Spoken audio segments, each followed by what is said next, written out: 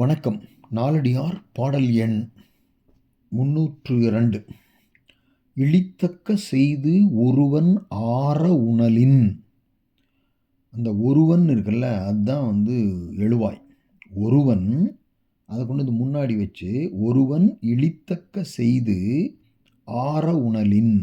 இழித்தக்கன்னா இழிவாக கூறுவதற்கு தகுதியான அந்த இரத்தல் முதலிய காரியங்களை, குறிப்பாக இங்கே இரத்தல். இழித்தக்க செய்துன்னா இன்னொருவனிடம் சென்று பிச்சை எடுத்து ஆர உணலின். ஆரன வயிறார உண்ணுவதை காட்டிலும் இழித்தக்க செய்து ஒருவன் ஆர உணலின் பழித்தக்க செய்யான் பசித்தல் தவறோ. பழித்தக்க செய்யான்னா, இந்த செய்யான்கிறது முற்றச்சம். பழித்தக்கது எது? இரத்தல். அப்படி மற்றவர்களால் பழித்து சொல்லப்படக்கூடிய இரத்தலை செய்யாதவனாகி பசித்தல் தவறோ.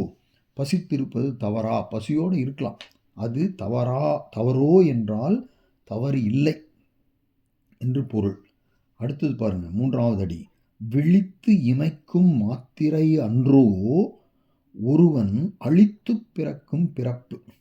அழித்து பிறக்கும் பிறப்புன்னா, ஒருவன் அழித்துன இறந்து, பிறக்கும் பிறப்பு. இறந்தான்னா உடனே அடுத்த பிறவி கிடைத்துவிடும் அப்படின்னு அந்த முனிவர் இந்த பாட்டில் சொல்கிறார். அப்படி இருக்கும் பொழுது விழித்து இமைக்கும் மாத்திரை அன்றோ அப்படின்னா, கண்ணை மூடி திறக்கிற அந்த ஒரு கால அளவுக்குள்ள இந்த பிறவியில் மரணம் வந்தால் உடனே அடுத்து இன்னொரு பிறவியில் பிறந்துடுவ. அப்போது பசியால் நீ இறந்து போனாலும் பரவாயில்ல, ஒன்றும் ஆகாது உனக்கு. இன்னொரு பிறவி, அடுத்த பிறவி நீ எடுத்துடுவ. அப்போ நீ ஒழுக்கமாக வாழலாம், ஏதோ பண்ணிக்கலாம்.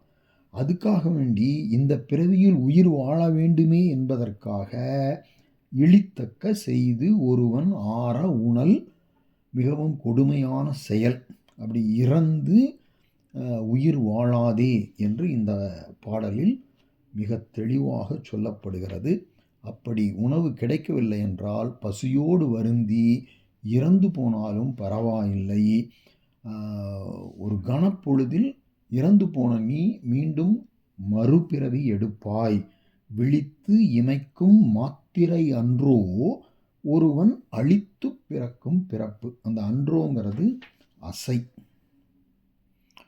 இப்போ இந்த பாடல் உறங்குவது போலும் சாக்காடு, உறங்கி விழிப்பது போலும் பிறப்பு என்ற திருக்குறளையும் நமக்கு நினைவூட்டுகிறது.